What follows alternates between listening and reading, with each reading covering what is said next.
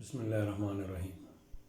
جیسا کہ آپ کو معلوم ہے کہ راولپنڈی انٹرنیشنل پبلک اسکول کے آنے والے بچے اور ٹیچرز جو کہ خانپور ڈیم میں سیر کے لیے آئے، کشتی میں بیٹھے، کشتی ڈوب گئی۔ یہ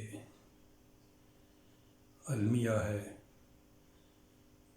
اور کیا اس کا حل نکل سکتا ہے، اس حوالے سے میں نے ایک کالم اپنی سوچوں سے رائے دے کر مرتب کیا ہے۔ امید ہے ادارے بھی اس پر کام کریں گے اور اتھارٹی بھی۔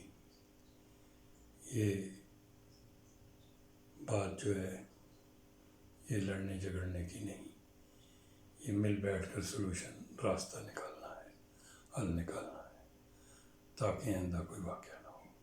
شکریہ، رفاقت۔